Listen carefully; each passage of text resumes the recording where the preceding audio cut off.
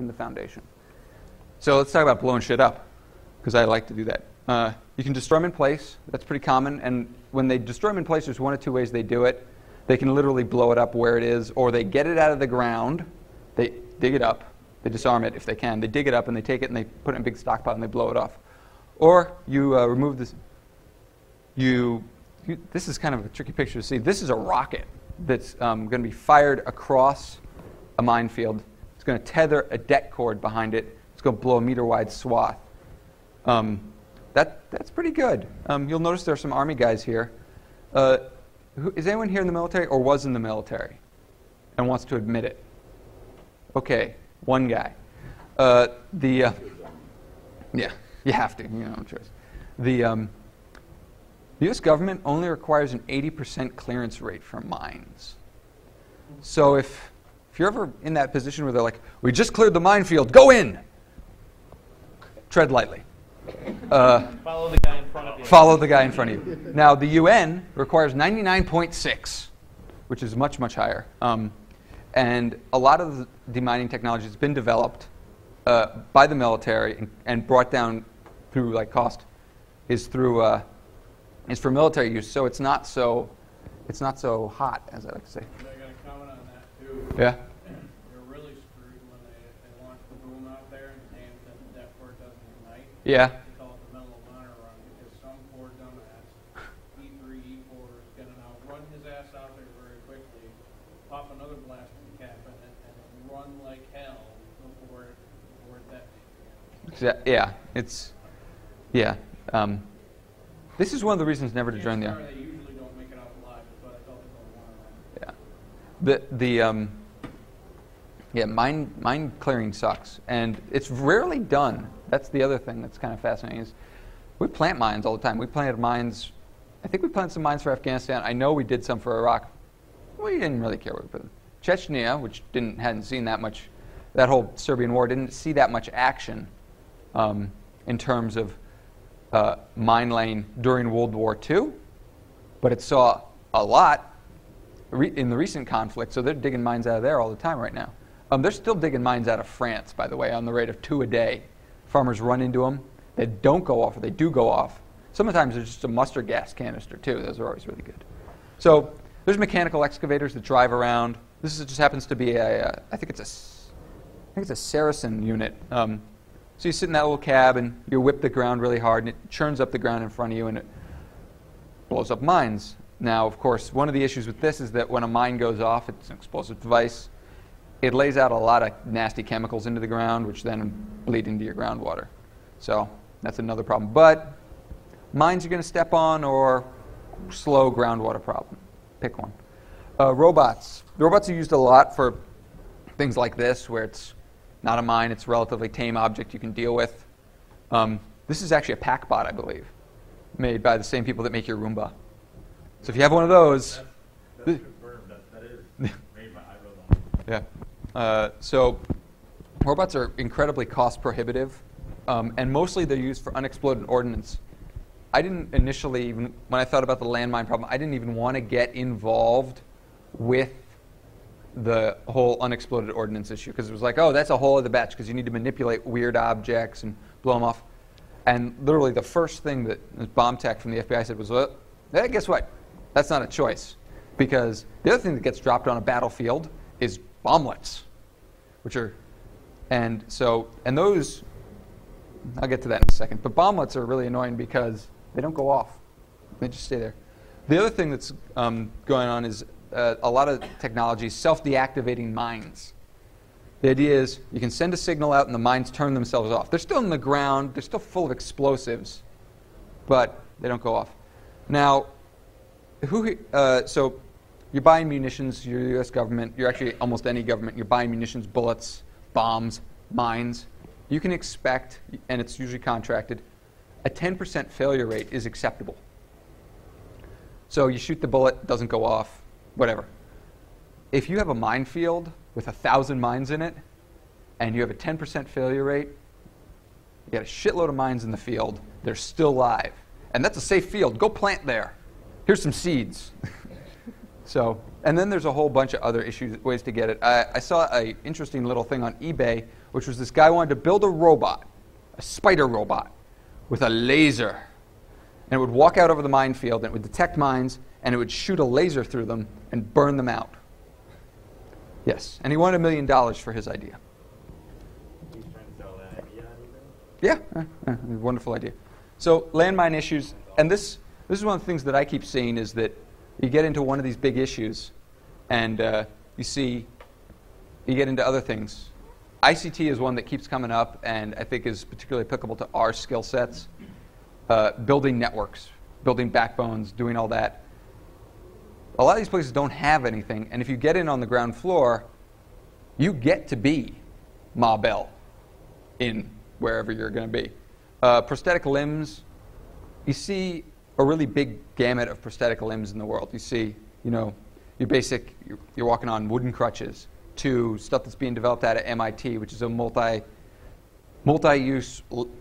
below the knee amputation or above the knee amputation leg. It's got ferrofluid in it, so the knee swings at different rates depending on what you're doing. It does like 2,000 computational tests a second to make sure it's not going to kick you in the ass. And I'm like, well, that's great. All of that, a lot of that high-tech stuff is closed source. It's proprietary, and I'm fine with that. I was like, well, you know what we should do? We should get one of these limbs. We should get a bunch of really smart hardware hackers all in a room. We'll reverse engineer the thing, and open source it.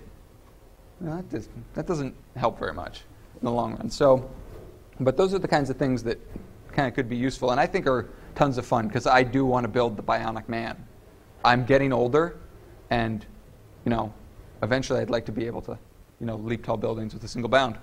Global awareness and education, getting the word out. It's web publishing stuff, whatever. Policy change. This is something that is big on a lot of people's horizons. It's affecting national policy. It's not something we've been known to do. We don't go in and say, hey, it's a bad idea. And then getting into the whole side task of dealing with unexploded ordnance, which is another big ball of wax. Clip art.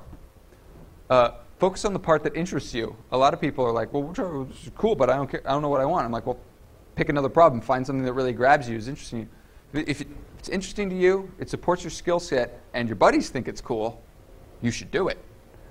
If it's not those things, don't get sucked into something that you're not interested in. And here's just a big, long list of problems that affect everybody. I always top out with clean water. You go anywhere, there's never enough clean water. ICT, backhaul networks, phone networks. You can't run a country, you can't govern anything, you can't make a new civil society. You can't even have a civil society here if the power goes out. So doing that kind of stuff, and communications control. Local community technology support. One of the things the foundation does is we're helping the Boys and Girls Club of North Chicago with their programs. And that's something you can do in your local community. It's good local PR, and it's easy to do. You might already be doing it. Transportation and engineering, or energy. There's a lot of transportation problems. You might notice that peak oil is becoming kind of a topic, and the price keeps going up, and America's getting a little verklempt about that. That's a whole bundle of wax there that you can just have tons of fun with and make a lot of money. Now, we're not in that business, but if you're the local fuel cell expert, someone's going to come knocking eventually. Medical equipment. A lot of medical equipment that's used out there in the world, either in Africa or Louisiana, is fairly expensive and designed for a hospital environment. Well, if you need to, administer drugs in the middle of the Sudan, you're not exactly in a hospital environment. And a lot of this stuff is really expensive, really under-engineered for the real world, and not reusable. There's been some really interesting work coming out of out of MIT about just redesigning the whole system you use to deal with diarrhea. It's a big problem. There's no clean drinking water, you're going to get diarrhea, and then you're going to die. Low cost, low power, safe lighting. LED flashlights. Not that complicated. Most people in the out there in the far-off lands use kerosene lamps or gas lamps. And one of the big problems is that they get the wrong gas in it, and it blows up, and it kills them. That's just stupid. So batteries, low-cost lighting, and then a non-for-profit training program. A lot of us need more tech training, but there's no environment for that to happen. And there's a lot of for-profit training programs that you've probably been part of or seen. And we need to develop something that's not nearly as expensive. Textbooks and curriculum. I remember this great quote coming out of Katrina. There have been textbooks published in the last 20 years? We're looking at massively underserved communities out there in the world, and you're looking at curriculums that are outdated. It's a fact of life, and the whole way the curriculum thing is structured is kind of awkward, and there's a lot of copyright there. And there's also just literally the distribution of textbooks is archaic. Transparent electronic voting. Diebold can't get it right, but we trust them with our money. We need to, and when I say we, I literally mean the hacker community, needs to come up with a voting system. Because if we can trust it, and we can manage to sell it to the real world, it's actually going to work. Open source ambulatory assistance devices. Wheelchairs are proprietary. Wheelchair design is generally proprietary. I'm trying to remember the name of it.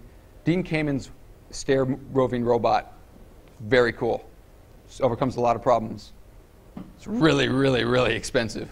I've bought all of my motorcycles cost less than one of those.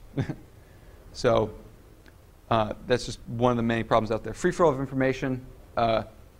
China, the Great Wall of China. Big problem. There's lots of restrictive countries out there that are just, they're not letting things go through, which is just stupid. Humanitarian support. There's a lot of humanitarian agencies out there. Pretty much everything in the UN is really low tech and underfunded. And so why they're ineffectual sometimes.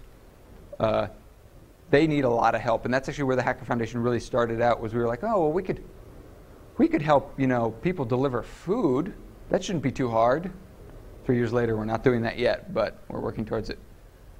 Technology development thinking. The way we think about the way we develop technology as a society is ripe for a lot of new thinking. Re-engineering for the real world, that's talking about like medical devices that are designed for a hospital environment, but not for the real world. Negroponte's big thing, low-cost computing, and support infrastructure. If we put all the computers out there, of course there'll be a big success. It's not happening that fast, and I doubt it's going to be a big success because there's no support infrastructure.